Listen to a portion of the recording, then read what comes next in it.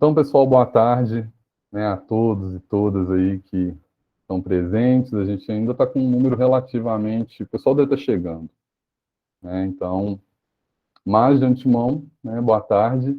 Inicinho aí de semana para vocês.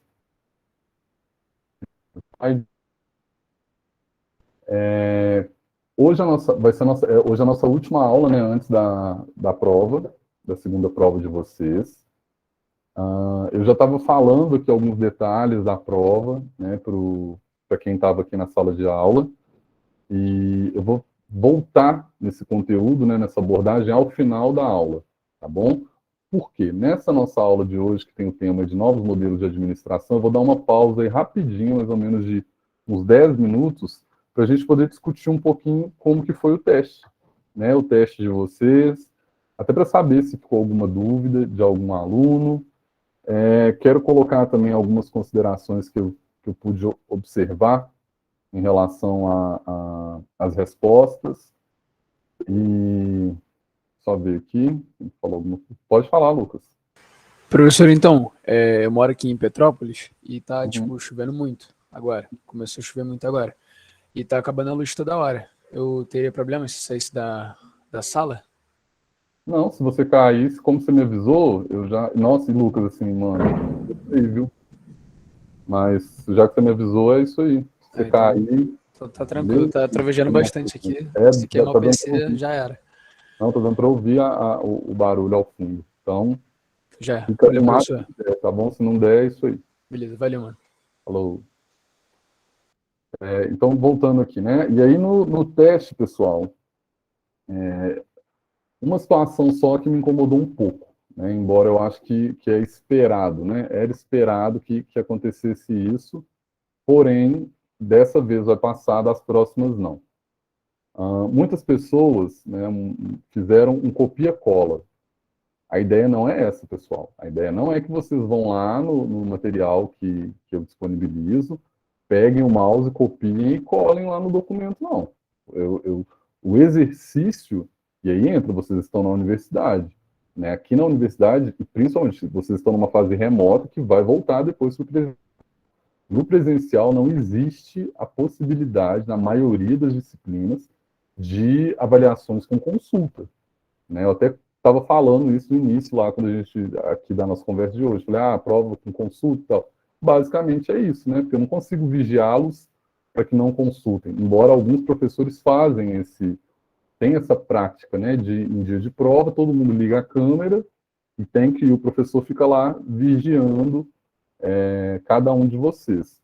Eu não vou fazer isso nessa segunda prova, porque primeiro que é uma turma muito boa, vocês são extremamente participativos, isso é muito legal, eu acredito que a gente tem uma troca, né, eu aprendo com vocês, vocês aprendem comigo a partir desse nosso diálogo que a gente tem aqui, mas tudo tem um limite, né? E aí, numa avaliação, onde vocês não têm que escrever, saca? Tipo assim, vocês já não têm que escrever. A maioria escrever à mão, né, que aí é outra característica que quando for presencial vai ser assim, vocês vão escrever as atividades à mão. A maioria delas vão dar uma folha para vocês e vocês vão responder. Então vocês já não têm que escrever à mão. Basicamente digitar. E ainda uma grande parte das pessoas vai lá e copia a questão. Pra vocês terem uma ideia, tinha no texto, tinha bolinhas, né, ou tinha alguns símbolos na frente, algumas frases, as pessoas não tiveram assim. Vocês não retiraram, algumas pessoas nem retiraram as bolinhas, sabe? As bolinhas apareceram lá no texto, as bolinhas de referência, né? Os que marcam, os marcadores, né? De texto, uma bolinha, tal coisa, bolinha. Então, assim, respostas em texto com bolinha, ou seja, a pessoa literalmente só teve o trabalho de ir lá, copiar e colar. O pessoal dessa vez passou. Dessa vez passou porque a gente não tinha combinado nada, eu não sabia como que ia ser o retorno, né, o feedback de vocês aí sobre, querendo ou não, a avaliação é um feedback para mim, então eu fiquei muito feliz porque várias pessoas argumentaram, escreveram, colocaram lá nas palavras delas, né, o que estava sendo perguntado, isso para mim me contemplou muito.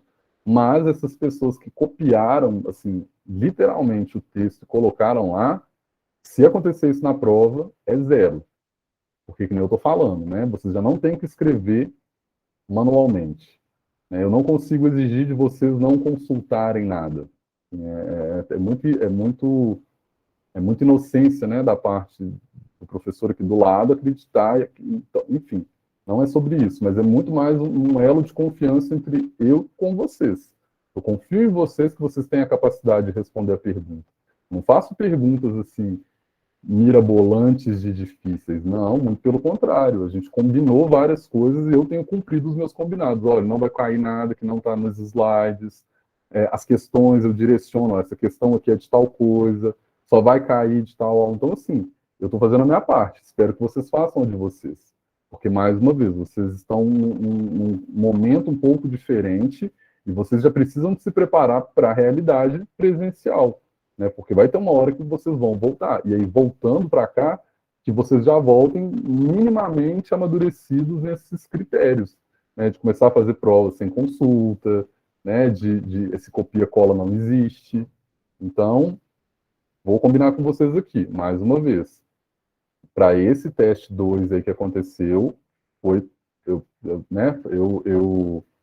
fiz vista grossa sobre isso, o copia-cola. Lá copia o material para a prova, isso é inadmissível. Se eu perceber que houve cola, inclusive na UFV tem um nome para isso, chama plágio, né? Você plageia, você está pegando a obra de alguém que escreveu, que pensou sobre aquilo e coloca ali como se fosse seu. Tanto que todas as aulas, toda vez que eu cito alguma coisa que não é minha, vocês podem ver que eu estou lá falando de quem que é, qual que é a página, qual que é o livro, porque é assim que funciona no meio acadêmico. Vocês estão no meio acadêmico, tá ok? Então, para a prova, pensem, sabe? Vai pensando ali, ó, tenta escrever alguma coisa, deixa eu ver o que vocês estão entendendo daquilo. Não precisa de ter medo para responder. Às vezes, respostas curtas podem ser muito mais eficientes do que respostas extremamente longas e só ali para colocar conteúdo que não pode ser que não leve a lugar nenhum. Tá ok? Então, a gente está combinando aí, embora não vou ter o feedback de vocês, né, pro ok, mas espero que todos tenham compreendido, né, que a gente está num espaço que está preparando vocês para o profissional, inclusive essa disciplina, basicamente, né? Então, já vamos começar fazendo direito. Tá ok? Então, vamos lá para o teste, né? E aí, vocês, né, não sei se todos tiveram a oportunidade de ir lá no VVANet, de poder ver, né, que eu disponibilizei um arquivo, tanto com as notas, quanto com o gabarito, né, do teste, do nosso teste 2. E aí, o que eu fiz? Então, aqui, para a nossa discussão da sala de aula de hoje, eu peguei as melhores respostas. Porque entra o gabarito, está lá, né? Vocês podem ir lá e ver o que está escrito no gabarito. Então, eu trouxe aqui respostas, não identifiquei quem são as pessoas, né? Mas as melhores, as respostas que mais, para mim, né, foram as mais completas, eu trouxe elas aqui para a gente poder fazer essa leitura, até para a gente fazer esse exercício, né, de vocês também saberem como que é a escrita dos colegas aí, ó. Então vamos para a primeira pergunta, né? A primeira pergunta é, de acordo com o Zibetage, quais são as características que compõem o sistema agroindustrial brasileiro? E aí a resposta seria assim, né? Uma boa resposta foi dada aqui. Consumidor, né, que é aquele que vai receber o produto final, podendo ser in natura ou após o processamento para saciar suas necessidades alimentícias. Essa pessoa que ela quis dar exemplos práticos, né? Então, assim, eu achei fantástico isso. Varia principalmente conforme a renda, né? Então, varejo de alimentos, aí seria esse segundo agente, né? O local onde é feita a venda de produtos, geralmente com público-alvo mais definido.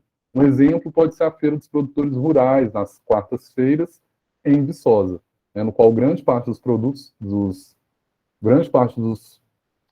uma grande quantidade de produtos, são repassados, né, para os varejistas. Isso acontece muito na cadeia do ovo, na qual as empresas compram os ovos de diversos produtores e embalam para ser distribuídos. Depois a agroindústria, né, que é um outro agente, é o agente responsável por fazer a transformação nos alimentos. Um exemplo, então, é quem compra tomate, né, o molho de tomate. E a produção primária, né, que é esse último agente aí, que são os que atuam diretamente na produção dos produtos, seja para o mercado ou para as agroindústrias, né? No caso aqui ele trouxe um produtor de cebola, mas a gente pode pensar produtores rurais, né? Os agricultores familiares, né? Essas pessoas aí, elas se enquadram com essa característica de agente de produção primária. Alguma dúvida a respeito dessa questão?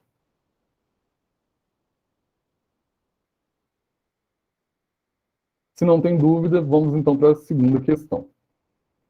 E só lembrando, né, aí a primeira questão era da parte, né, das noções gerais da organização do agronegócio. Essa segunda questão é sobre a teoria comportamental. Então, a pergunta seria, tanto no texto Teoria Comportamental, uma nova abordagem para a administração, quanto no vídeo, né, Teoria Comportamental da Administração, um resumo, a pirâmide de hierarquia das necessidades de Maslow é dividida em 5 tipos de necessidades, sendo que é possível agrupar essas 5, né, necessidades em 2 grandes grupos. Quais são esses 2 grandes grupos e como foi que a pirâmide de Maslow ela é dividida em 2 grandes grupos, sim. Né? O primeiro seria as necessidades primárias, né, que seriam as necessidades fisiológicas, alimentação, moradia, conforto físico e por aí vai. E de segurança, segurança no trabalho, estabilidade, amparo legal e por aí vai. E o segundo grupo seriam as necessidades secundárias, que seriam as necessidades afetivo-social, como respeito, aceitação, né, etc. Também a autoestima, que é esse reconhecimento, né, essa responsabilidade pelos resultados, e a autorrealização, né, que é a autonomia, participação das decisões e por aí vai.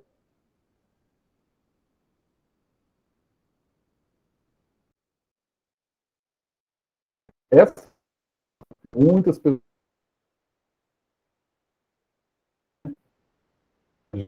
habilidades para essa resposta. Né? Então, os 2 grandes grupos, eles podem assumir aí 3 nomes. E aí todos os 3 foram aceitos, né, de acordo com o que está lá no gabarito do PVA-NET. Tá travando? Tá travando para mais alguém, pessoal? Para mim tá bastante. Tá travando? Tá. Eita, deixa eu ver. Para mim também tá travando. Tá travando? Então, peraí que eu vou ver aqui a questão da internet. Só um minutinho.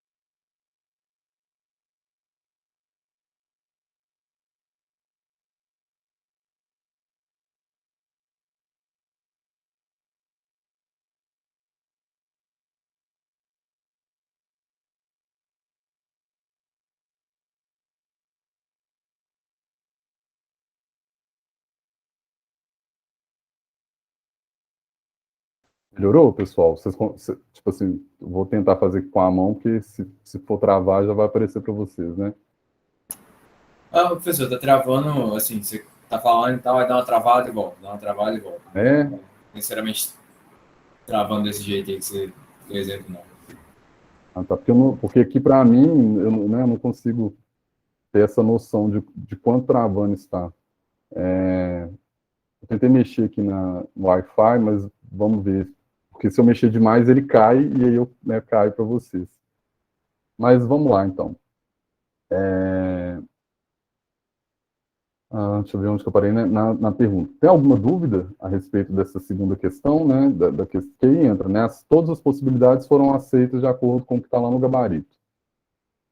A pergunta número 3, ela é referente à teoria estruturalista. Né? Então, para o Burman, não sei como fala, quem iria compor a nova classe dominante a partir do século XX? Né? Caracterize essa sociedade e apresente os argumentos do pensador, né? No ponto de vista econômico e político. E aí uma boa resposta para essa pergunta 3 seria que, de acordo com o Burhan, a classe dominante seria composta pelos administradores, que, através do gerencialismo, viria substituir os ultrapassados capitalismo e o socialismo. Então, seria implantada, né, de forma que a regulação, né, no caso, seria implantada o gerencialismo, né? de forma que a regulamentação da política seria através da administração e da economia, intermediada por agentes capacitados. Eu queria comentar um pouquinho sobre essa questão, porque eu acho que para uma parte dos alunos, uma pequena parte, inclusive, mais que eu observei muito essa resposta, houve um certo desentendimento do que estava sendo dito no texto. Muitas pessoas colocaram assim, que ia ter um excesso de vagas de emprego e sei lá, um baixo número de trabalhadores, né? Que a ideia de demanda e oferta, que ia ter mais ofertas de emprego nessa sociedade do gerencialismo. Na verdade, um dos motivos, né, para o gerencialismo ser tomado aí como aplicado como esse modelo político-econômico seria porque o capitalismo não ia dar mais certo, o socialismo também não, e que nessa condição teria mais pessoas trabalhando do que vagas de emprego. E, na verdade, não é bem assim, né? O que o texto, o autor, o Burhan, está falando é justamente o contrário, que dentro desse sistema, né, do gerencialismo, existiria uma grande quantidade de mão de obra, ou seja, de pessoas capacitadas, né, de trabalhadores, porque aí entra a sociedade, ela seria gerida nesse modelo que pensa ali como se tudo fosse movido à administração, né? Então, assim, e aí entra, se tudo vai ser movido à administração, só para vocês entenderem, um exemplo, nessa sociedade utópica, não existiriam pessoas analfabetas. Porque como que uma pessoa analfabeta, por exemplo, ela vai entender de administração? E aí, assim, de administração da casa, da vida pessoal. Na ótica de quem pensou o gerencialismo, ele estava colocando nessa hipótese, que o mundo seria, então, um mundo onde todo mundo saberia ler, escrever, teria sido alfabetizado, educado, para poder aprender as características de administração. Né? A nossa sociedade passaria por essa nova fase, onde praticamente toda a sociedade ela seria educada dentro de modelos administrativos, que, ao mesmo tempo, faria com que houvesse uma grande mão de obra de trabalhadores e necessariamente não haveria emprego para todas essas pessoas. Né? Que aí poderia ser um dos problemas ali do gerencialismo, né? Mas na ideia da pessoa lá que criou, do Burhan, era lindo, né? O mundo ele seria, os políticos seriam administradores, os professores seriam administradores, os gerentes, todo mundo ia ser administrador, porque todo mundo ia ter essas noções administrativas para lidar, né, com o sistema que existisse lá na época, né? Não existiria mais, por exemplo, as classes. Hoje a gente tem uma sociedade de classes, né? Pensando aqui no América Latina e Brasil, né? Europa também, Estados Unidos também, mas vamos olhar aqui para a gente. Nós vivemos uma sociedade de classes. E essas classes necessariamente não estão ligadas aí tá ligado, né? A poder aquisitivo, a educação, mas necessariamente não é isso que dita a organização das classes sociais no Brasil, né? A elite, a classe média alta, a classe média, classe média baixa, os pobres, os miseráveis, né? São outros fatores que fazem com que, por exemplo, no Brasil a gente seja distribuído desse jeito, né? Mas que na ótica deles não existe mais isso. Todo mundo ia ser educado, todo mundo ia ter noção administrativa e o mundo seria governado por essa nova elite, né? Administrativa, gerencial, de gerentes. Alguma dúvida sobre essa questão?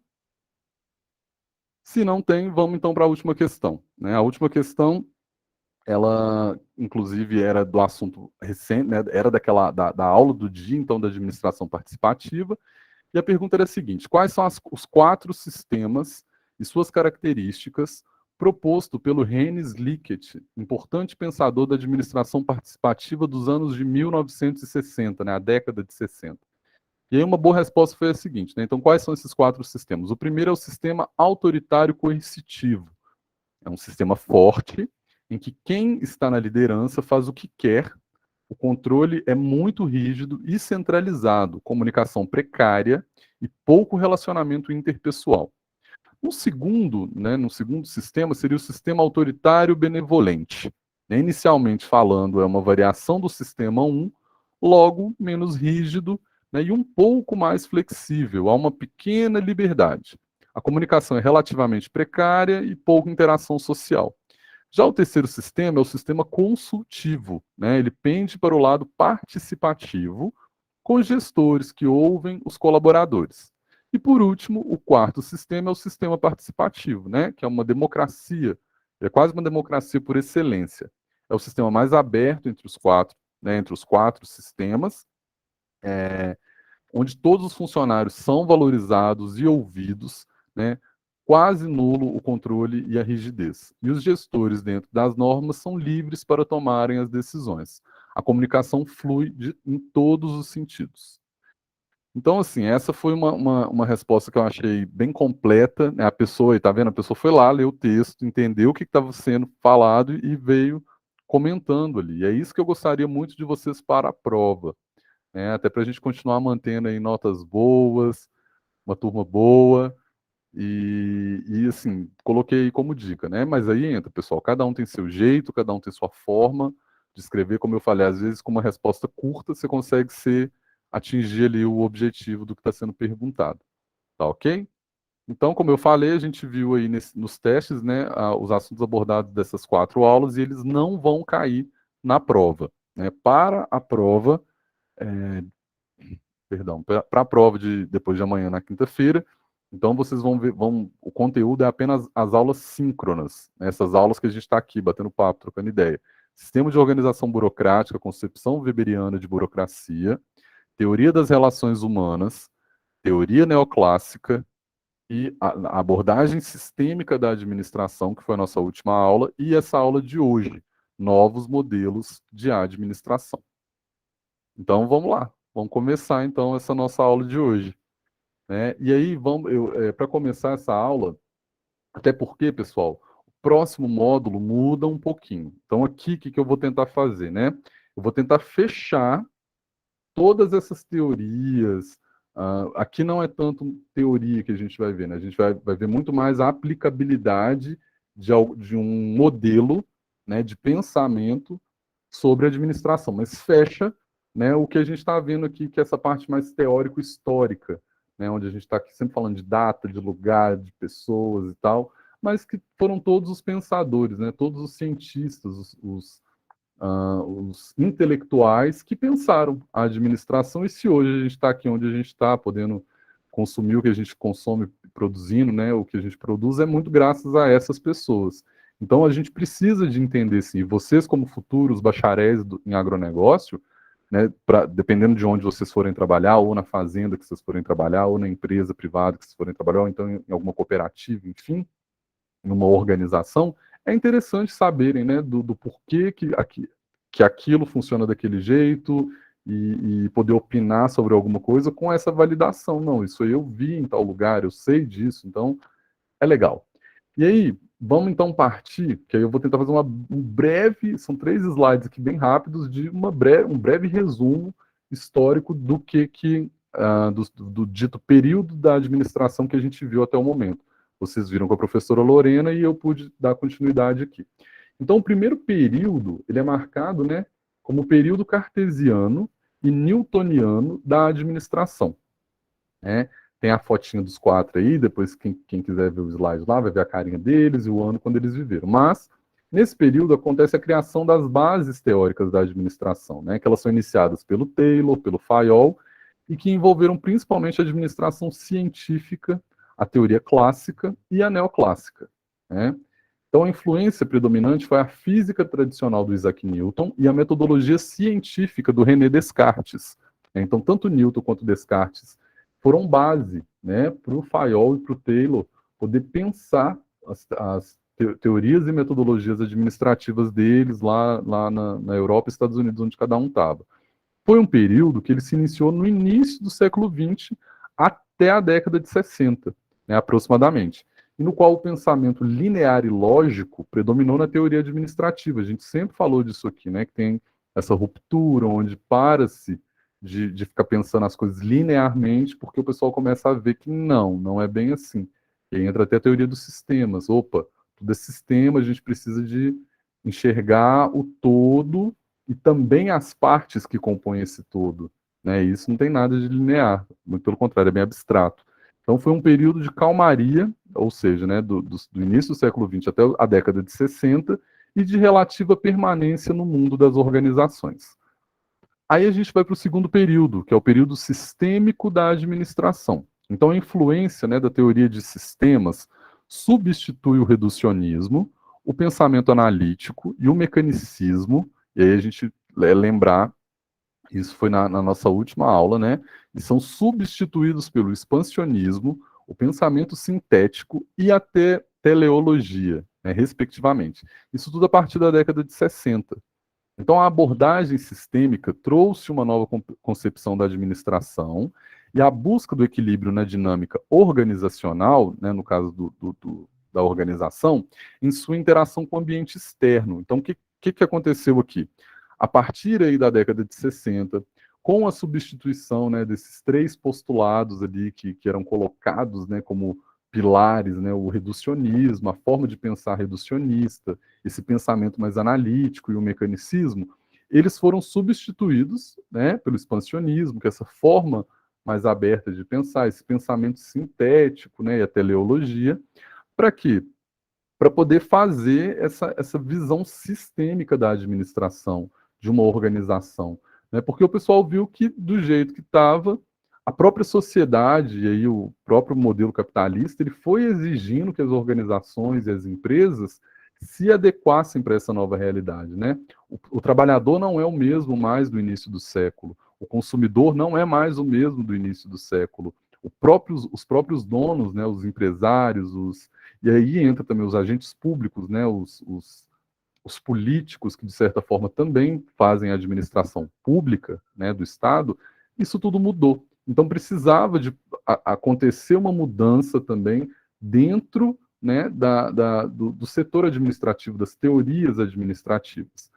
Então, essa abordagem, né, trouxe uma nova concepção para a administração, a partir da década de 60, e a busca pelo equilíbrio na dinâmica organizacional e sua interação com o ambiente externo, ou seja, o meio ambiente agora faz parte também, não só o meio ambiente, né, mas se a gente está pensando na prefeitura, a praça começa a ser entendida também e pensada. Se a gente está pensando numa empresa que vende grãos, né, no caso milho, soja, ela também tem que ficar preocupada com a empresa que trabalha com fertilizante, porque tudo está interrelacionado.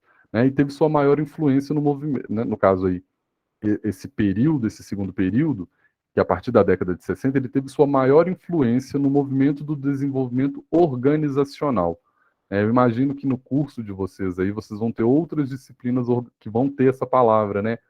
Comunicação organizacional, sistemas organizacionais. Então, já fiquem atentos aí. E também na teoria da contingência, né? Não vou entrar aqui na teoria da contingência, porque ela, de certa forma, não abarca tanto o conteúdo que vocês precisam de saber. Provavelmente vocês vão ver, talvez, em outras disciplinas. Mas fica aí mais de informação. E foi um período de mudanças, de busca, né, da adaptabilidade no mundo das organizações. E aí agora a gente vai para o terceiro período, que é o período atual da administração. Né? Então ele está acontecendo graças à profunda influência das teorias do caos e da complexidade na teoria administrativa. Então a mudança chegou para valer no mundo organizacional. E aqui, pessoal, teoria do caos e da complexidade. Né? Aqui o pessoal tá bebendo, né? Assim como o Isaac Newton, o René Descartes influenciou os teóricos lá do início do século passado, início do século XX, os atuais pensadores da administração já estão sendo assim impactados, né, vamos dizer assim, pelas teorias, por exemplo, do Einstein. Né? Aquilo que o Einstein está falando lá sobre a relatividade, o que ai meu Deus, aquele físico super importante da humanidade, que ele tinha um problema de saúde, que ele foi, né, eu acho que gerando tipo uma esclerose múltipla, e no final ele estava... Isso, esse mesmo. O que ele também escreveu de teoria, olha isso, pessoal, o pessoal da administração vai lá neles, pega o que eles escrevem, porque, querendo ou não, né, a gente se inspira muito na natureza. E falar por exemplo, teoria da relatividade do Einstein é totalmente falado para além do mundo, né? A gente aí já consegue falar até do universo. E o pessoal tenta trazer esse conteúdo denso, né, esse conteúdo mais empírico para a realidade administrativa. Então, por isso que sempre a administração, as teorias, elas estão se adaptando, porque aquilo que outras ciências produzem podem ser incorporadas também nas novas teorias. E a gente vai ver um pouquinho disso. Então, a gente está nesse momento agora, né, nesse período atual da administração, onde várias outras teorias, como a do caos e da complexidade, até mesmo a da relatividade, impactam, né, nessa nova construção de modelo de administração. E aí a gente chega, então, que aqui a gente dá um salto e vamos pensar, embora que eu vou estar falando também de, como eu falei, né, nossa última aula que a gente fala sobre história, mas eu preciso de falar um pouquinho. Que aqui a gente entra no enfoque da qualidade. Então, se vocês lembrarem um pouquinho das últimas aulas, eu sempre falava assim, pessoal, aqui nesse momento da história, a administração está focada nas pessoas, nos trabalhadores. Nesse momento aqui da história, a administração ela era focada nos administradores, nos gerentes, nos supervisores. Pessoal, agora está focado no cliente, né? Enfim, esse momento aqui, posso dizer, a partir de 1980, mas vamos pensar aí a partir de 1960, né? Além desses agentes todos, onde os pesquisadores, né, que pensam aí as teorias administrativas, além de todos esses atores sociais, esses agentes que eu falei, entra um novo integrante para se pensar e se propor modelos de administração. O enfoque na qualidade. E aí é na qualidade do produto, na qualidade do serviço, ou seja, não é nem tanto no cliente, nem tanto no trabalho, no trabalhador. Fica nessa interface, na qualidade. E aí a gente vai entender ao longo dessa nossa aula de hoje. Mas o que a gente precisa assim, de saber basicamente agora é que quando que a administração, né, as teorias administrativas vão para esse enfoque focado na qualidade. Isso tudo é graças à expansão industrial, né, que a gente pôde ver ali, e que dá esse boom no século XX, né, a produção, o surgimento da produção de produtos em massa, né, então cadeira, mesa, chinelo, roupa, tudo hoje é produzido em massa, isso tudo, né, gera mudanças na humanidade. A invenção, no caso eu falei aqui, né, da invenção da produção em massa. O controle da qualidade passa a ser um conjunto de ações utilizadas pelos administradores. Né, e também a gente vai chegar lá. E de controle de qualidade para administração da qualidade total. Isso aqui é basicamente o que a gente vai estar vendo hoje, né, mas aqui sintetizado. Então, eu trouxe aqui essa referência para vocês, que é essa figura onde mostra as 3 eras da história da qualidade. Né? Primeiro, a gente vai ter a era da inspeção. Então, essa era da inspeção, ela, basicamente, então, os produtos eles são verificados um a um, o cliente participa da inspeção, e a inspeção encontra defeitos, mas ela não produz qualidade. Então, essa era da inspeção, basicamente, é quase para vigiar. Vigiar se tem algum problema. Se tiver algum problema, a gente retira esse produto. Mas não se pensava em solucionar o problema desse produto. Né? O segundo momento, ou a segunda era, é a era do controle estatístico. Então, os produtos eles são verificados por amostragem, não mais um a um. Né? Um a um demorava muito tempo. Então, agora são verificados por amostragem.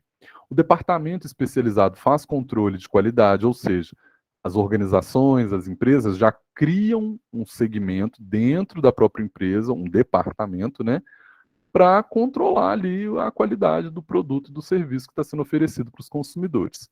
E, por último, uma ênfase na localização de defeitos. Né? Enquanto antes, na era da inspeção, né, se encontrava o defeito no produto, e era isso aí, vamos anotar ali para a gente tentar evitar. Dessa vez, né, na era do controle estatístico, não, tem uma ênfase, ou seja, se espera encontrar, localizar e registrar e catalogar o problema que foi encontrado ali, ou no produto ou no serviço. E a última era é a era da qualidade total. Né? Então, o processo produtivo, né, a produção dos produtos, ela é controlada. Toda empresa é responsável pela qualidade do produto ou do serviço. Agora, nessa era, acontece uma ênfase na prevenção de defeitos. Olha que interessante, até o momento, até nas 2 eras anteriores, não se pensava em prevenir, né, o defeito. Nessa era da qualidade total, o pessoal já não. A gente, além de tudo, tem que prevenir os defeitos. E, por último, a qualidade assegurada, sistemas de qualificação da qualidade. né, que são os ISOs que a gente conhece aí. Então vamos falar um pouquinho de cada uma dessas eras, né, rapidamente. A primeira era, que é a era da inspeção, como eu já falei, né, a inspeção do produto é praticada pelos próprios consumidores. E aqui, se a gente pega a história da humanidade, pessoal, isso é muito antigo, né? Se a gente pensar que nas feiras, vamos pensar aí na Grécia, né? Na Grécia Antiga, quando tinham lá os espaços de comercialização, a própria Bíblia, né? Essas histórias aí da Bíblia, que tinha os comércios lá, os artesãos e tal, tipo assim, coisas de muitos anos atrás, né? Mais de 2000 anos atrás aí pensando. Quando nesses espaços de comercialização, que é o pré-capitalismo, né? Ali já acontecia processos de seleção de qualidade. Porque o cliente, quando ele ia comprar um vaso, por exemplo, um vaso de água, um vaso de flor, um vaso de cerâmica qualquer, ele olhava se estava quebrado, se não estava quebrado. E até antes, às vezes o próprio artesão ou artesã que comercializava os produtos deles, antes de expor, esses profissionais conferiam ali se tinha algum trincado, né, se tinha algum defeito, se tivesse algum defeito não levava, guardava, ou até mesmo vendia mais barato. Não sei como que era feita a comercialização antes, mas que sim, né, a gente sabe que provavelmente já existia um processo de seleção de qualidade de produtos lá nessa época. E isso, né, na nossa era contemporânea, a gente pode pensar em feira livre, né? Feira de alimentos, feira de produção de alimentos. Quando a gente chega numa feira, e até mesmo no supermercado, né? Para quem frequenta aí supermercado e consome produtos in natura, né? Se a alface não estiver muito bonitinha, às vezes a gente não leva, né? Eu moro perto de um supermercado que ele tem para vocês verem, essa questão da qualidade é tão forte lá, que eles têm gôndolas separadas para produtos que normalmente o pessoal não vai querer comprar, porque está arranhado, ou porque tá. Aí eu vou falar de vegetal, né? Às vezes o tomate ele está com machucadinho, ou às vezes ele está com uma manchinha. E aí é colocado num outro lugar onde a gente compra bem mais barato. Eu sou agrônomo, eu não ligo para isso, eu sei que às vezes ali é só uma questão de manuseio, foi pegar, ou a caixa amassou, enfim, não é problema assim, né? Mas, olha isso, a análise da qualidade do produto já gerou ali um excedente que, nesse caso, né, para o consumidor, ele fica. Alguns podem não querer comprar.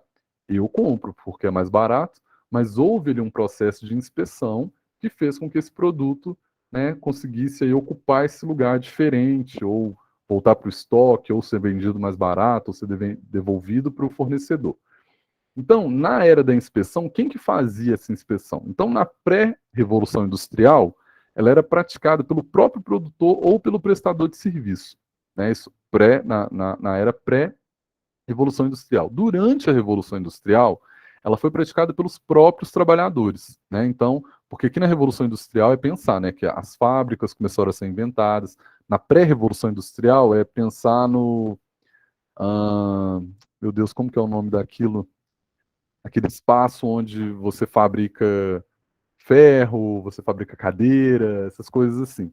E aí, na Revolução Industrial, a gente já tem fábricas, né? A gente já tem grandes espaços construídos, né, para a produção ali de cadeira, do que for.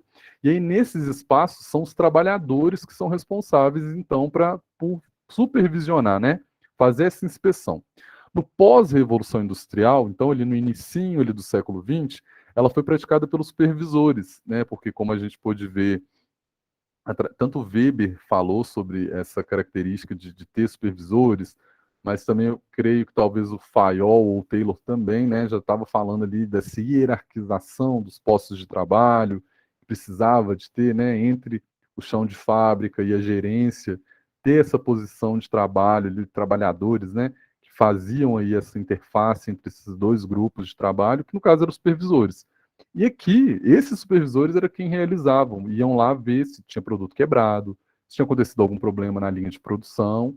E nos nossos tempos de hoje, né, contemporâneos a nós, a maioria, né, da inspeção ela acontece basicamente pelos inspetores de qualidade. Né? Então, as empresas, as fábricas, as lojas normalmente tem pessoas, setores, né? Então não é mais todos os trabalhadores. É um grupo de pessoas que é responsável pela qualidade ali dos produtos e serviços.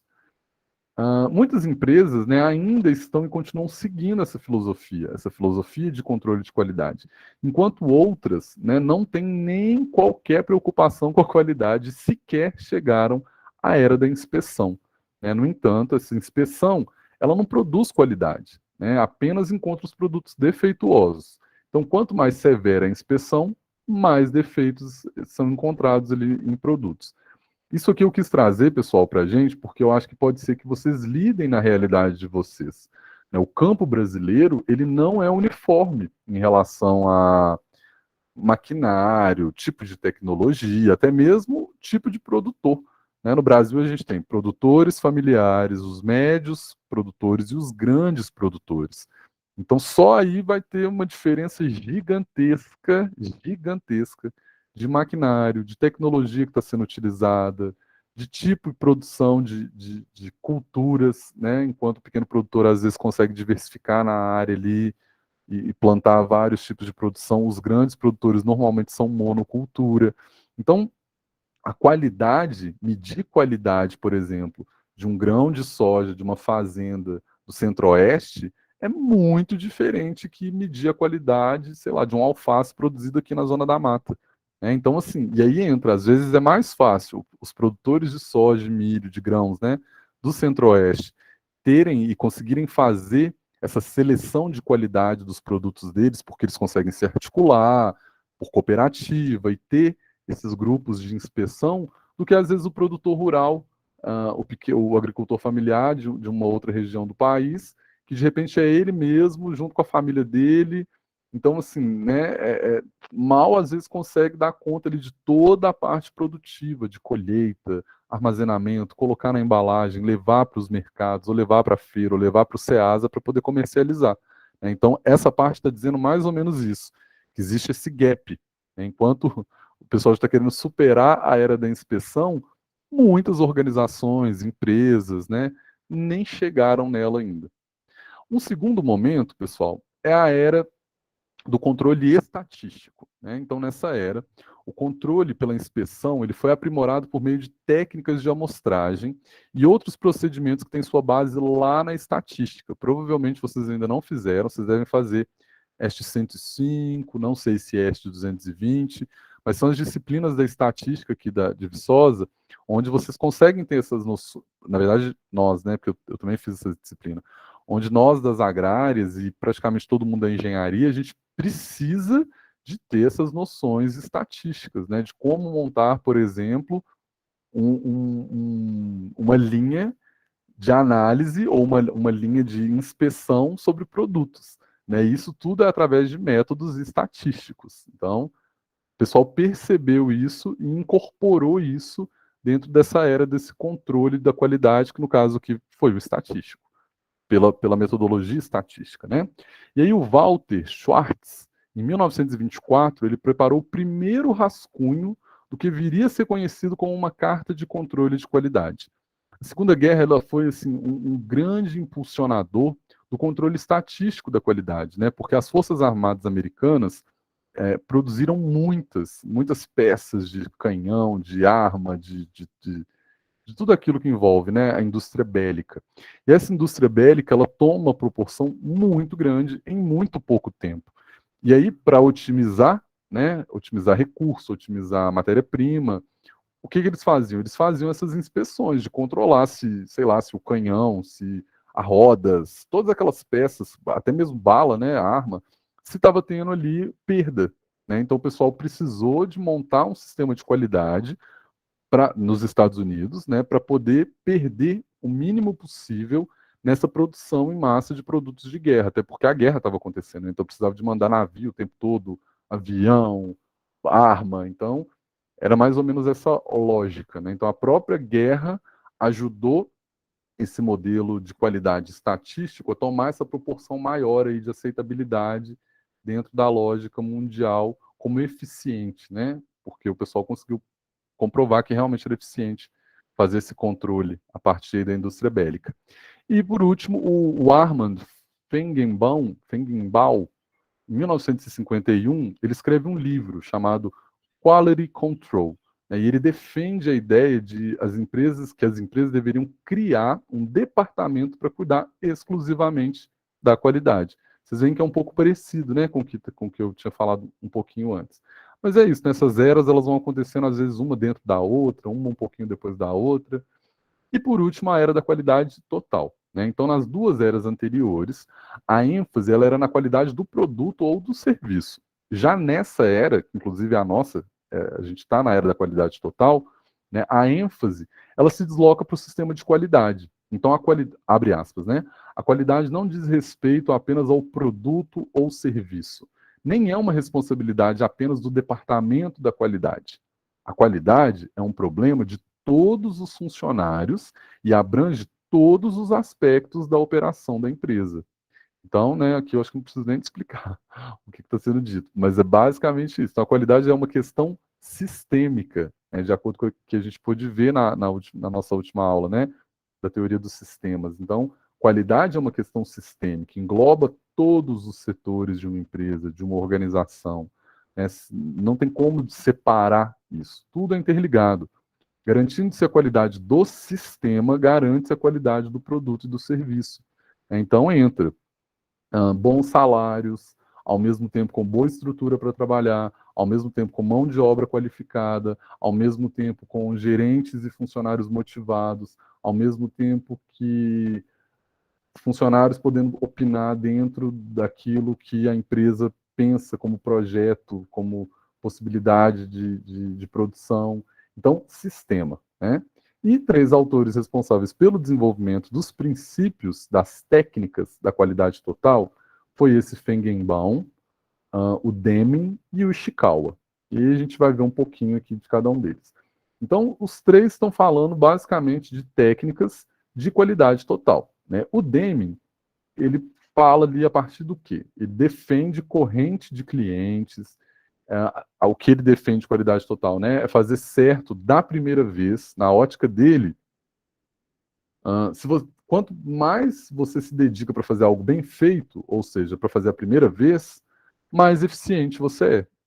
Porque aí você evita o erro, você evita o problema da qualidade. O Deming, ele propõe 14 princípios que devem ser seguidos ali para poder se alcançar uma qualidade total. E também ele ele coloca, né, que inspeção não produz qualidade. Então, na visão dele, não basta você colocar o pessoal para vigiar, por exemplo, uma linha de produção. Então, bota o cara lá para vigiar a esteira da soja que monta os sacos, enfim, né, para poder ser transportados. Não, na cabeça dele não é assim, é sistema, tem que analisar tudo. E o Deming também é quem produz, não produz. Ele pensa, né, e demonstra aí para a galera pela primeira vez o ciclo PDCA, que eu acho que alguns de vocês já devem conhecer, mas vamos ver, né, se vai ser novidade para todo mundo ou não. E esse ciclo PDCA, gente, eles vão acompanhar vocês assim por muitas outras disciplinas. Mas vamos falar então um pouquinho do Feigenbaum, né, o que ele defendia. Ele que escreve, né, na verdade ele não é ele que escreve, ele tem essa defesa do controle de qualidade total, que na verdade é um livro. Na verdade, preciso de ver isso aqui, que eu me confundi. Esse Total Quality Control. Escrevi que é um livro. Ele que define a qualidade, segundo a perspectiva dele, quem define a qualidade do produto ou do serviço é o cliente, não é a empresa. Qualidade é um problema de todos. Para administrar a qualidade é necessário um sistema, né?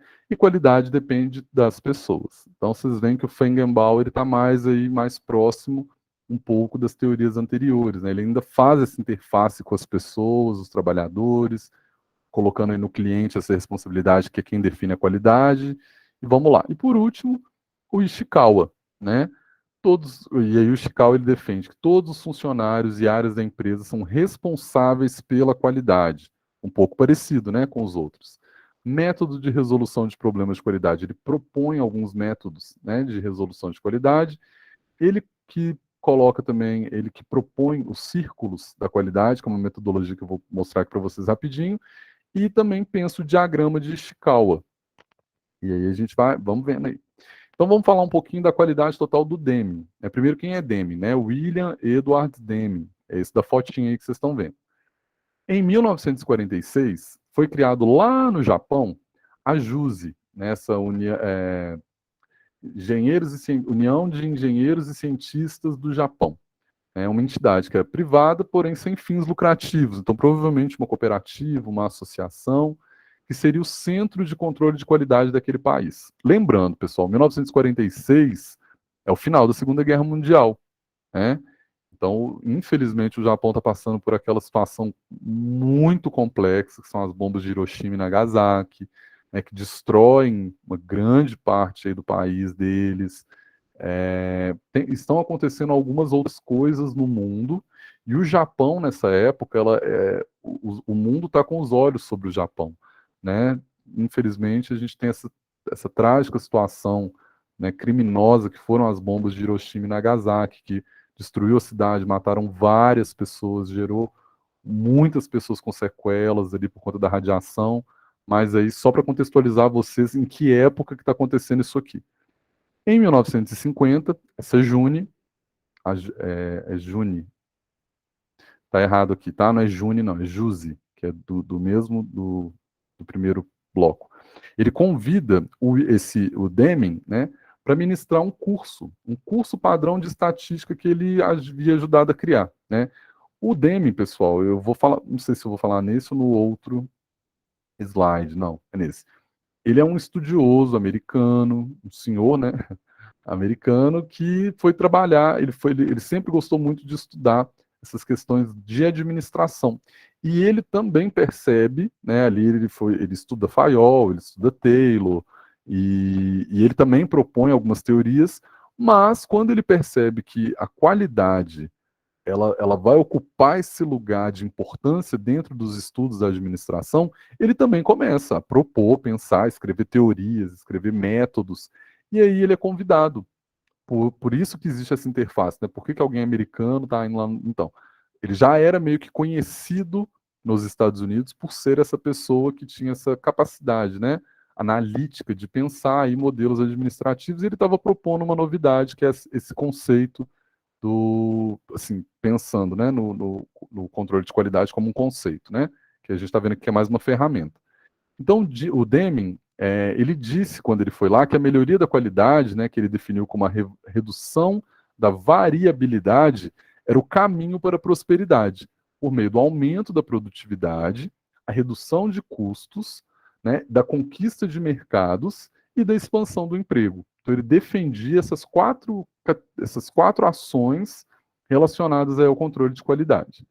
Ele que propõe esse quadro, que é o né, de Deming, né, onde ele sistematiza, onde ele coloca aí, no caso de vocês, né, à esquerda de vocês, a gente vai ter a letra A, B, C, D e E, seriam os fornecedores de matéria-prima para qualquer que seja o segmento ou de indústria ou até mesmo de produção que não seja industrial, né? No caso aqui, vamos pensar em artesãos, dá para pensar em agricultor familiar que precisa de comprar muda, que precisa de comprar outros insumos, né? Mas dá para aplicar em todo mundo.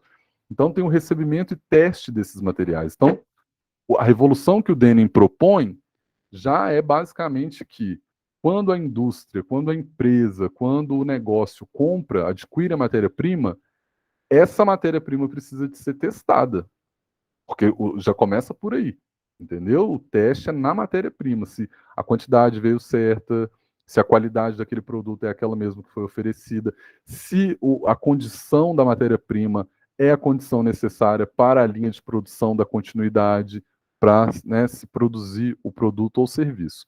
Então, depois que é feito os testes com os materiais, então vai ter lá a produção, depois a montagem daquele produto, no caso aqui de um produto, né, vai ter a montagem dele, depois vai ter a inspeção desse produto, ver se tudo ficou certinho, tudo está encaixado nos lugares, né, tudo funcionando para ir para o teste. Né? Então faz a testagem, vamos pensar num carro, né?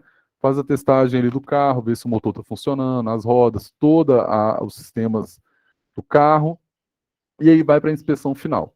Né? E na inspeção final, normalmente, aí entra, né, o controle estatístico. Se tem 100 carros, você vai testar os 100, sendo que todos eles foram feitos do mesmo jeito, na mesma linha Não, você testa ali, sei lá, 2, 3, que é a amostragem, né?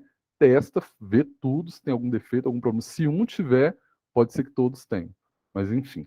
E depois da inspeção final, aí sim vai para as distribuidoras, que são as lojas, para aí ir para os clientes. Isso foi muito revolucionário quando ele fez isso, pessoal, porque até o momento não se tinham pensado nessa forma de analisar, por exemplo, uma linha de produção já fazendo teste da própria matéria-prima. Isso revoluciona muito na época. E aí, eu não vou ler, tá, os 14 pontos aqui. Quem tiver curiosidade, depois dá uma consultada nesse slide, tá? Que eu estou deixando o, o- vai ficar lá, né? O slide aí, quem quiser dar uma consultada. Eu não vou cobrar esses pontos na, na, na prova, né? Eu acho que não tem necessidade de vocês decorarem esse tipo de informação, mas pelo menos saibam, né? Que ele escreve. Então, o Denny ele escreve um livro, Out of Crisis, que aqui no Brasil ficou conhecido, né, como Qualidade, a Revolução da Administração. É um livro de 1986.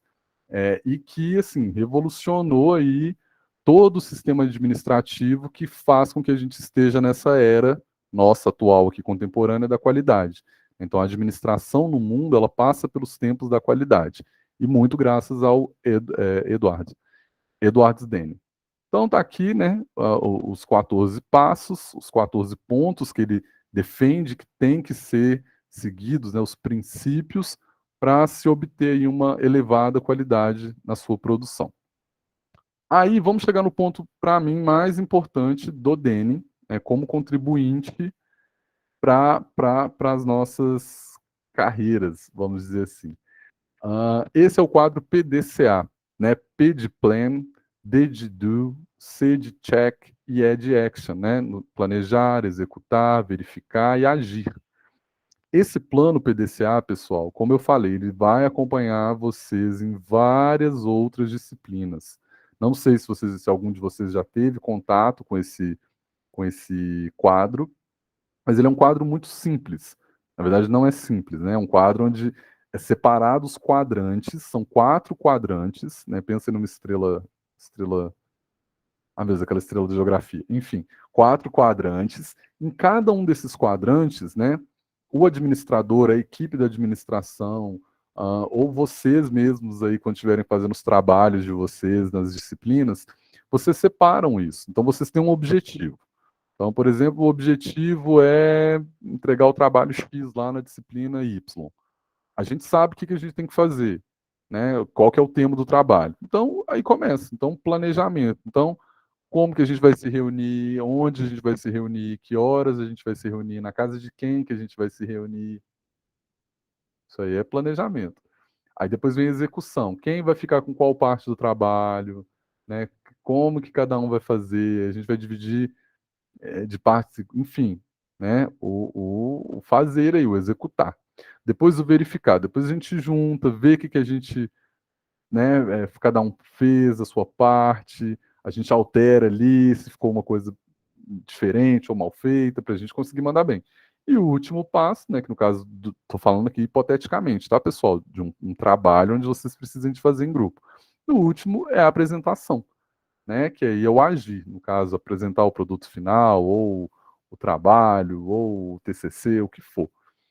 Isso daqui, esse quadro, vocês podem usar ele para a vida de vocês, para a vida pessoal de vocês, se vocês quiserem. Porque, assim, se vocês repararem, vai desde a identificação de um problema, e aí, entre a identificação de um problema, gente, na vida adulta, né, principalmente quando vocês vierem para cá e forem morar em república, forem morar com menos pessoas que não são, no caso, né, os familiares de vocês, vocês vão ver que existem alguns dilemas que acontecem e que a gente precisa de resolver e lidar com eles, né? Tanto que esse quadro, ele é voltado, foi muito utilizado na indústria, mas pode ser usado por qualquer um de nós, né? Como eu falei, tem a identificação do problema, uma análise de um fenômeno, uma análise de um processo, a montagem de um plano de ação, depois vai para a execução daquilo, depois você verifica como que está essa execução, né? Qualquer coisa volta também em algum dos outros passos para rever alguma coisa, até você ir para essa ação, né? Esse ponto 7, eu estou falando dos pontos, tá? Estou no ponto 7. Ponto de ação, né, que é o ponto de realizar aquilo ou de finalizar aquilo. E o oitavo ponto, nesse contexto aqui, pensando em produção de produtos ou serviços, o oitavo ponto é a padronização. Então, você vai desde a identificação de um problema lá na linha de produção até solucionar. Na verdade, você identifica o problema, identifica o que causa aquele problema, qual, né, o gerador daquele problema, propõe uma solução, executa a solução, verifica se realmente está de acordo com aquela solução, para tentar fazer uma ação para quê? Para padronizar, para evitar com que aquele erro ocorra outra vez. Então, o PDCA é basicamente esse quadro onde você coloca e visualiza as etapas de um processo de análise de qualidade, tanto de um produto quanto de um serviço. Ok? Vamos então falar um pouquinho do Feigenbaum, né, que é o controle de qualidade que ele também desenvolveu, propôs, pensou. Em 1961, o Armand Feigenbaum, ele apresentou para os Estados Unidos e para o mundo, né, a proposição, um livro, né, que ele nomeou de controle de qualidade total. Isso é meio que a Bíblia, vamos dizer assim, dos administradores que focam, né, nessa linha da qualidade total. Tanto que é muito importante, até hoje é muito citado. Então, o controle de qualidade total ele era como se fosse uma pedra fundamental, literalmente uma Bíblia, né, para as pessoas aí do segmento. Tanto que o Maximiano, que é o autor que a gente usa para essa disciplina, ele definiu assim: a qualidade, quem estabelece é o cliente e não os engenheiros, nem o pessoal do marketing ou a alta administração. A qualidade de um produto ou serviço pode ser definido como o conjunto total das características de marketing, engenharia, fabricação e manutenção do produto ou serviço que satisfazem as expectativas do cliente. Então, assim, o que o Maximiano está dizendo aqui é um pouco do que o Denning também já tinha falado. O próprio Feigenbaum tem essa visão também de, né, que o cliente não, corresponder às expectativas do cliente, né, são o objetivo dessa leitura e visão administrativa focada na qualidade do produto, do serviço. Então, qualidade, portanto, né, não seria apenas assim a conformidade do produto ou serviço com as especificações, que era a acepção, né, da era da inspeção. No caso, a qualidade, ela teria que ser embutida no produto ou serviço, né, desde o começo, com base nos desejos e interesses do cliente. Né? Então, assim, vou tentar dar um exemplo bem prático para essa situação aqui que o Feigenbaum pensou. Pensando num carro, né? Então, um carro, um Ford, que aí a gente vai lá para a época dele, lá nos Estados Unidos. Provavelmente, nas regiões quentes, nas regiões frias dos Estados Unidos, é necessário que os carros tenham aquecedor, né? Todo carro vai ter aquecedor, mas lá em especial, ali na divisa com o Canadá, aquelas regiões que são muito frias, provavelmente era um produto assim que fazia muita diferença na vida do consumidor americano daquela região ter um aquecedor bom de carro. E aí, nesse ponto, o que o Feigenbaum está propondo? Que não adianta só a fábrica pensar em colocar um bom aquecedor para o cliente dele. Não, é para além disso. Então você coloca um aquecedor dentro do carro, melhora, né, o sistema de arrefecimento do seu carro, mas ao mesmo tempo também você mexe ali na comodidade, então você trabalha o banco da pessoa também. Você vai pensar, e aí pensando, né, que é aquilo que 1960 por aí, então os aparelhos, né, o controle de temperatura, tudo tem que ser muito bem feito para a pessoa conseguir estar dirigindo e conseguir ligar, ativar esse serviço de uma forma muito prática, muito fácil, sem que ele gaste tempo, ou que não fique longe, ou que não fique difícil dele esse tipo de manuseio. Para a gente, pessoal, que está aqui em 2022, né, e a gente conhece os carros, os modelos que a gente tem hoje, é meio pensar, por exemplo, que hoje tem carro que a marcha troca no volante, no câmbio, isso é meio que impensável há 50, 60, 70 anos atrás. Há muitos anos atrás, os próprios automóveis eles eram mais rústicos, né, vamos dizer assim. Mas trazendo para essa ideia do que o Feigenbaum está tentando dizer, ele está tentando dizer assim, quase que tentar colocar os carros de hoje naquela época. Que hoje a gente tem muito conforto dentro dos nossos automóveis, né? Mas ele já estava propondo naquela época que lá se tivesse também. Mas aí, lógico, né? Dentro da qualidade, da tecnologia que cada época tinha. Mas basicamente seria mais ou menos isso, essa ideia da qualidade. A gente olhar para hoje e ver os nossos, por exemplo, nos nossos automóveis, né, que são produtos que carro tinha naquela época e carro tem até hoje. E pensar os carros de hoje, porém naquela época, com o conforto que a gente tem hoje, com a qualidade que a gente tem hoje. Isso que o Feigenbaum está pensando ali, tentando meio que forçar o pessoal também a executar a linha de produção. E por último, a administração da qualidade começaria na administração superior, né, da qual viriam as inspirações e a coordenação do sistema de... Essa fala dele aqui, ela é um pouco, para mim, assim, eu vejo ela um pouco problemática, porque ela vai naquele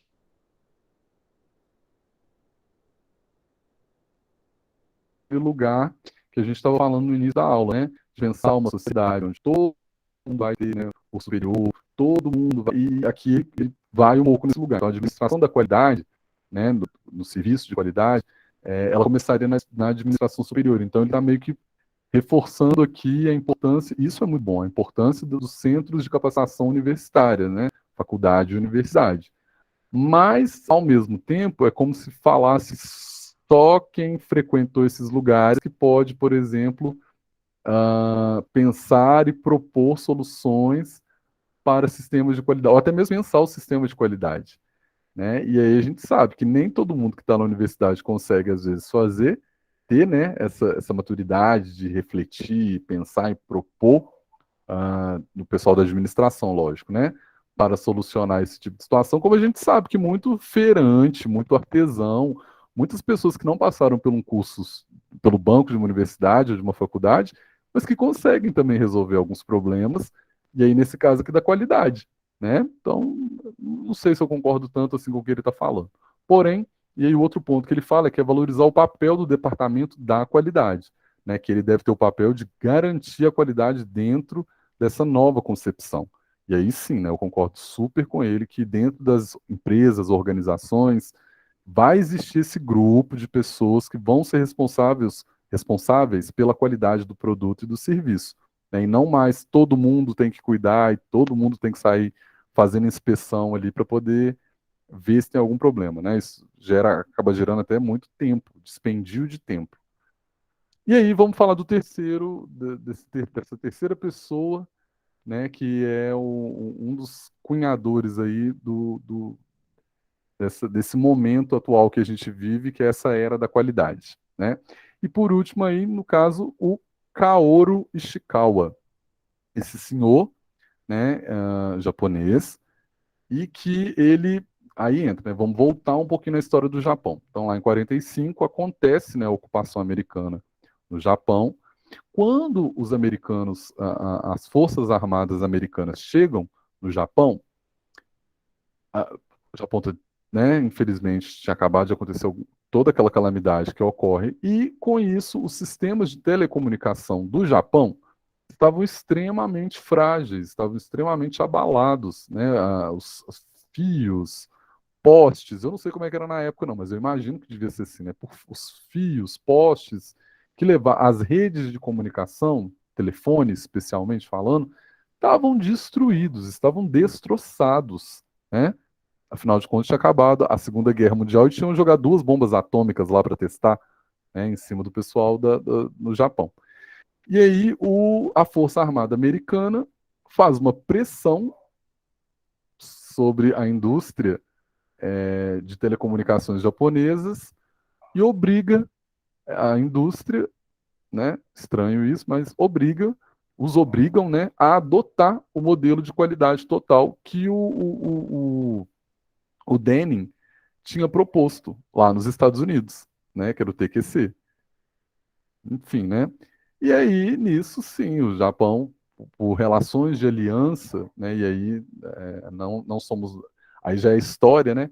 Mas por relações de aliança, então o Japão vai lá e consegue, né, se adequar a esse novo modelo aí de gestão da qualidade de seus produtos, focados especialmente nas telecomunicações, porque os americanos lá não conseguiam se comunicar entre eles e nem também com os próprios Estados Unidos, em território japonês. E aí, segundo o professor Ishikawa, ele fala que, de acordo com essa movimentação que acontece, né, do setor industrial das telecomunicações se adequarem para esse modelo de qualidade total, então, né, existe essa reprogramação, vamos dizer assim, de toda essa esfera industrial japonesa para se enquadrar nesse controle de qualidade, onde a produção ela vai ser mais eficiente, as coisas vão conseguir ter menores desperdícios, enfim, né? Isso tudo acaba mexendo com toda a parte industrial do Japão. Então, isso extrapola e sai ali da área de comunicação, de telecomunicação, e vai para várias outras frentes industriais do Japão. Inclusive, também a parte automobilística, né, que a gente vai chegar lá, que vou falar um pouquinho sobre ela. Mas, segundo o próprio professor Ishikawa, ele fala que, graças à cultura japonesa, né, que é uma cultura milenar, né, e que é muito focada também dentro dessa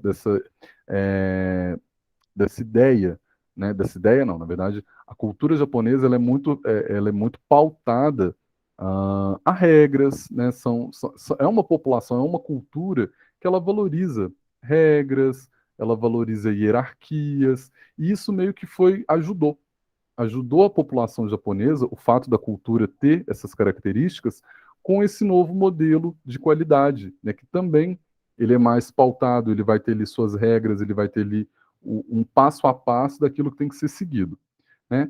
Tanto que o que se consagrou lá no Japão foi a frase, né, o controle da qualidade.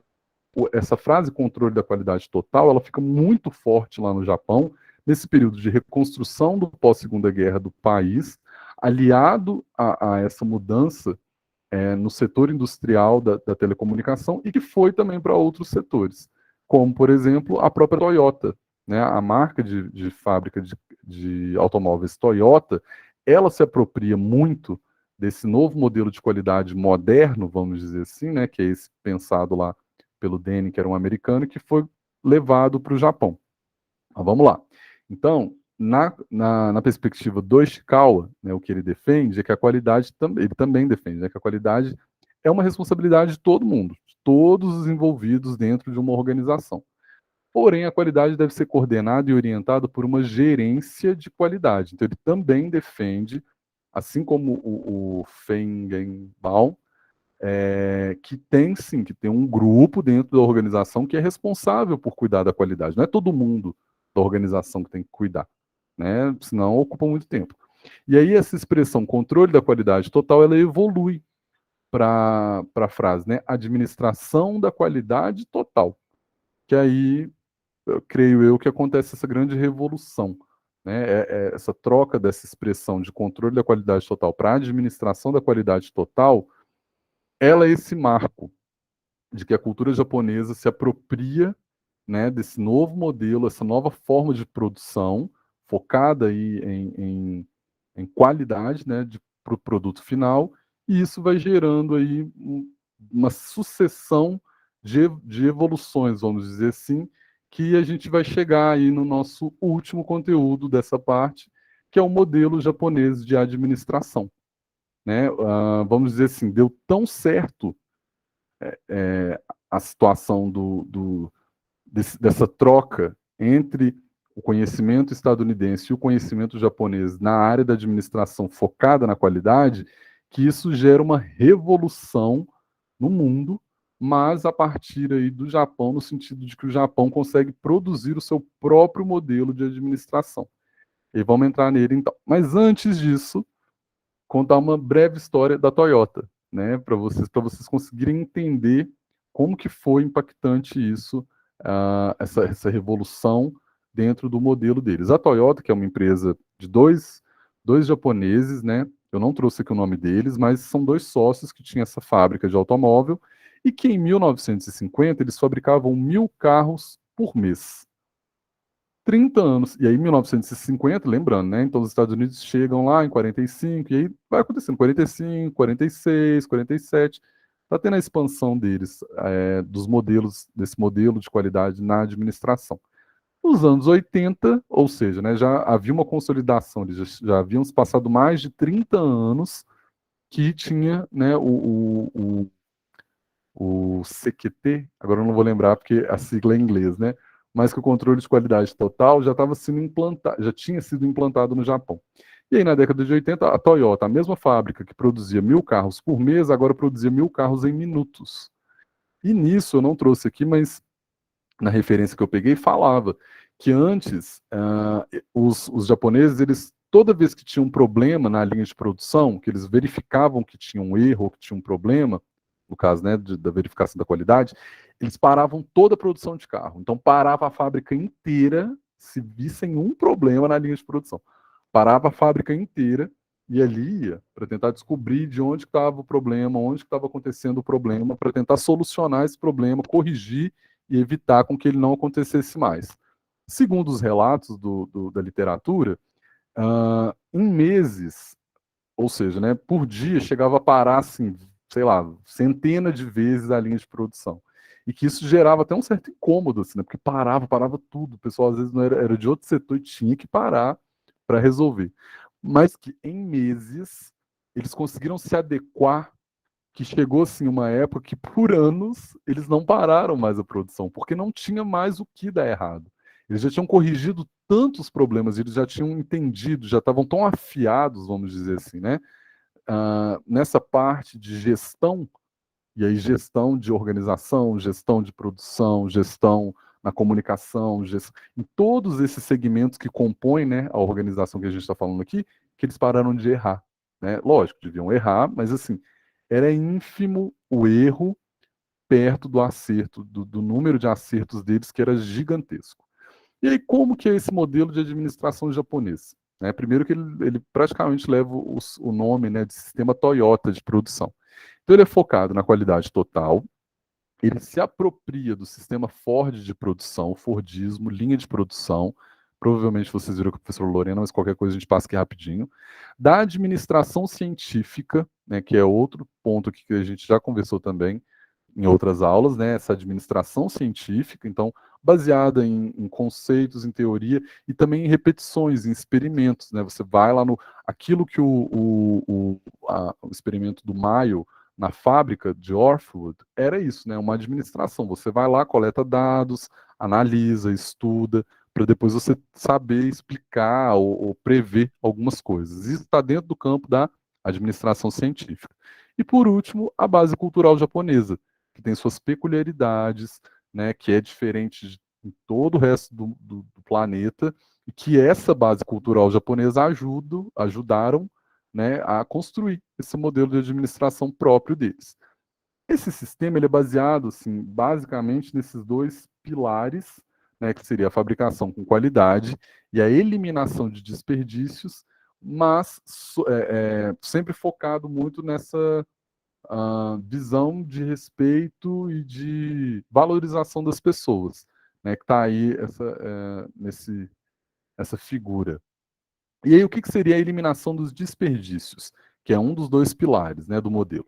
Os japoneses eles tinham uma visão diferente sobre o modelo de produção ocidental, né, onde o desperdício de esforços, materiais, espaço, tempo, tudo isso era muito visto como algo. Opa!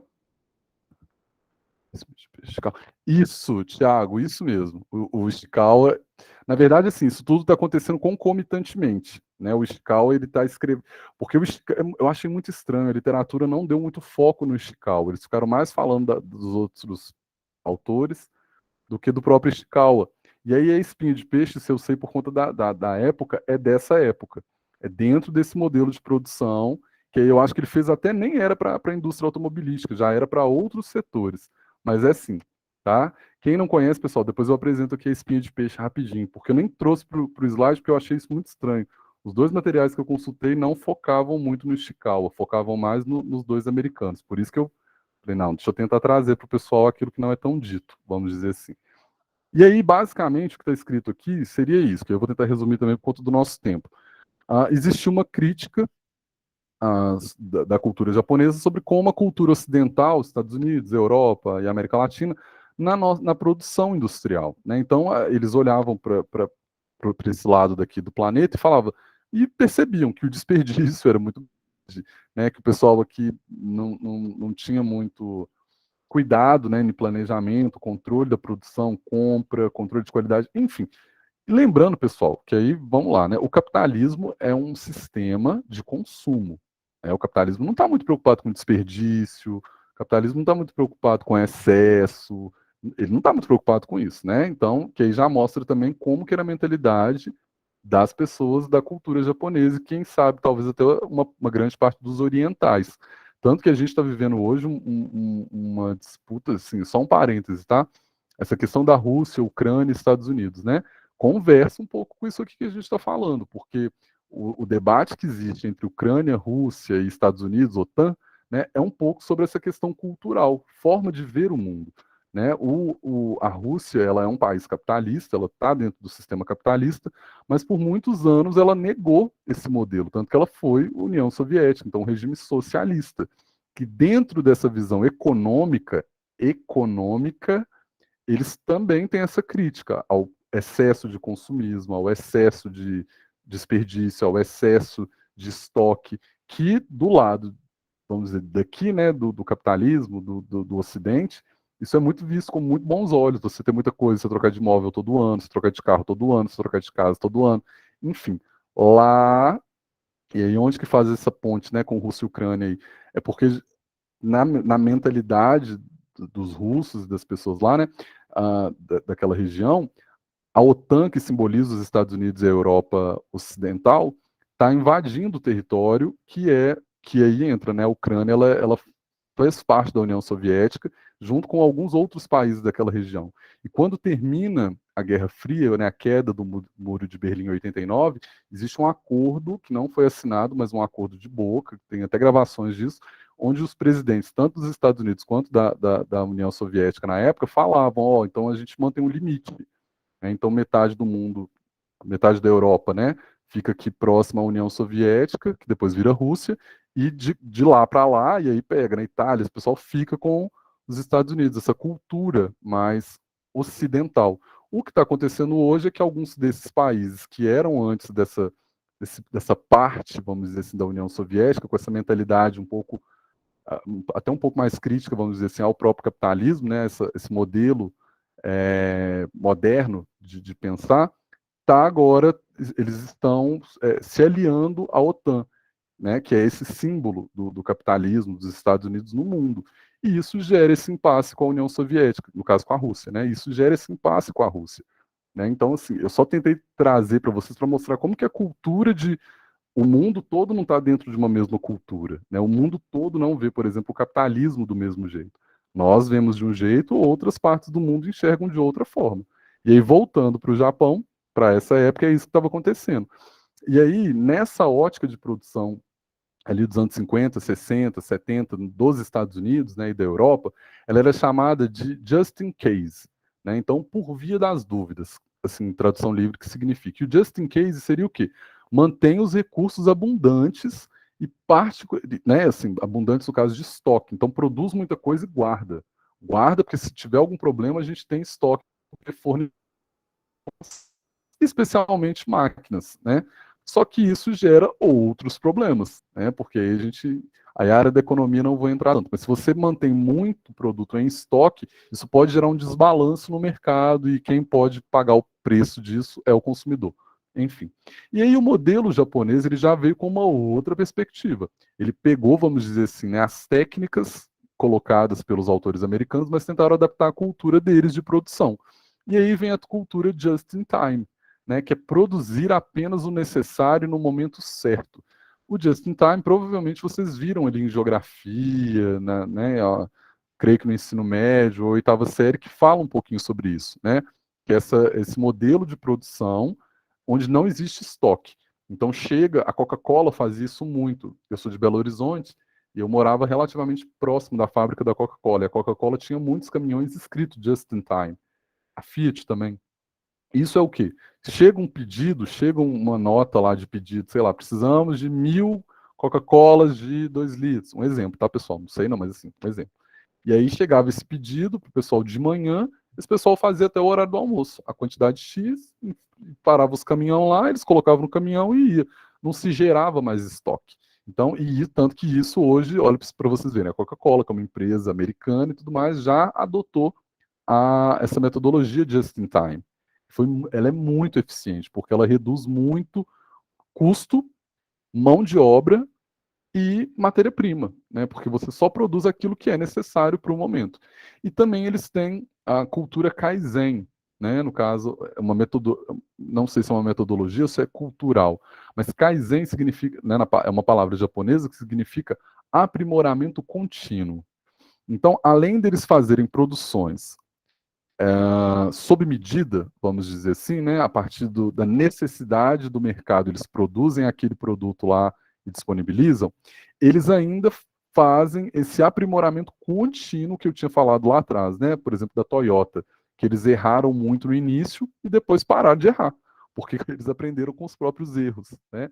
Então, essa cultura Kaizen traz essa noção para a gente no modelo de administração, que é sobre isso. Sempre a gente precisa estar fazendo curso, se aprimorando, se especializando, aprendendo com a concorrência. Por isso que é tão importante fazer conferência, por isso que essas empresas fazem muita conferência, junta todo mundo para falar sobre um tema, um assunto. É sobre isso, né? É sobre essa continuidade em aprender para melhorar os processos. E aí ambas as concepções, né, designam os esforços sistemáticos da redução de desperdício. Isso é algo muito forte na cultura do modelo de administração japonês. Redução de desperdício. E, além de tudo, eles ainda pegam um pouquinho do que o Taylor tinha falado, né? Ou seja, eles não desperdiçaram o que o Ocidente fez. Muito pelo contrário, eles pegaram e ainda aprimoraram, né? Que é a análise de uma tarefa, proposição da maneira mais eficiente de realizá-la e implementação da tarefa modificada. Né? O Taylor ele falava sobre isso, que o trabalhador ele tinha que ter, né, uma tarefa e que sempre, quando possível, melhorar, se aprimorar para estar sempre disponível para executar outras tarefas, né? Ou a tarefa modificada. Então, eles pegam essa característica do Taylorismo e falam, ó, todo mundo aqui que está na ponta do trabalho tem que ter essa característica, de saber fazer outras coisas e se adequar para a necessidade da linha de produção, por exemplo. Uma produção com qualidade, né? Então, o primeiro ponto foi a eliminação do desperdício. O segundo ponto é a produção com qualidade. Então, o modelo Toyota, né, ele conseguiu deixar nítido isso para a gente, né, a partir desse diálogo que eu tive com vocês, que eles erraram muito no início, depois eles passaram a acertar extremamente mais do que errar. Isso está relacionado a isso, né, a esse aprimoramento constante e querer melhorar. Né? Os trabalhadores eles foram instruídos né, como eu falei aqui para vocês, né, a produção quando houvesse um erro e sempre perguntassem por quê? Por que que isso deu errado? Por que que isso não está aqui? A cultura do porquê, ela foi fundamental para ajudar, né, essa produção com uma maior qualidade. Ou seja, né, uma coisa tão simples que foi implementada lá por eles, que eu simplesmente perguntar por quê, e isso era mesmo, gente. Todo mundo parava dentro da empresa e começavam a se perguntar do porquê daquilo até achar o seu bendito porquê. E aí, por último, a produção enxuta, né? Que as artes industriais japonesas ou o modelo japonês de administração, ela se pauta, né? O sistema ele é pautado numa produção enxuta.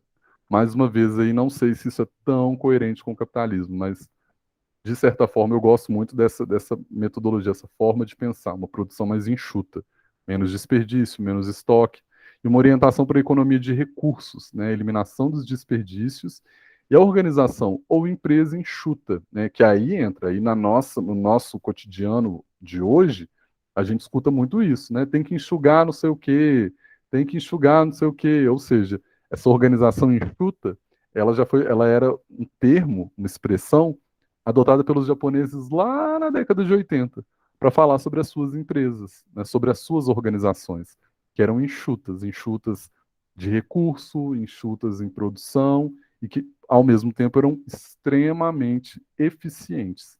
Mas isso não deixa de ser um paradigma, né, pessoal, na administração, porque como que a gente faz uma organização enxuta e aí a gente pensa no Brasil, que tem organizações gigantescas, com um monte de gente trabalhando, com um monte de gente às vezes vários setores, fica complicadíssimo, né?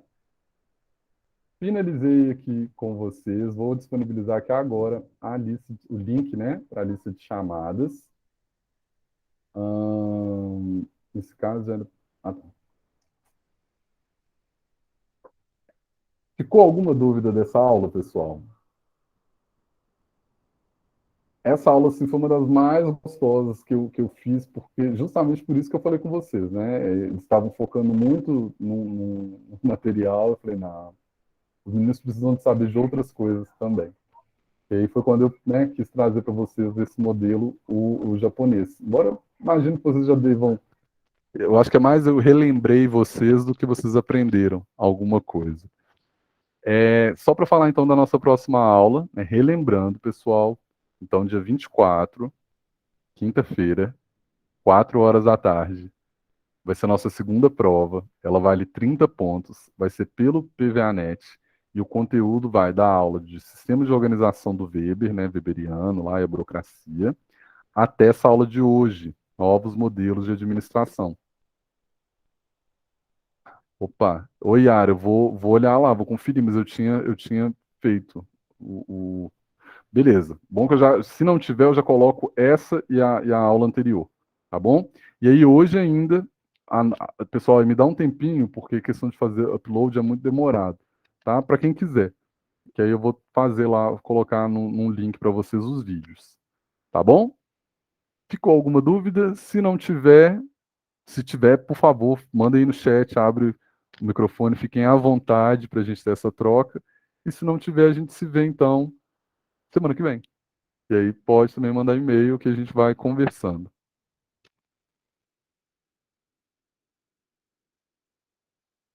Professor, Oi. na primeira semana lá do carnaval vai ter aula? Não. Ah, tá. Então é só quinta-feira que vem mesmo, né? E quinta? Acho que é quinta, não é? Não. Peraí, eu Ó, tô pelo, olhando o pelo calendário errado. calendário, isso, pelo calendário da UFV, a próxima semana ela é toda recesso. Vocês não voltam. Pelo menos assim, o que chegou para mim.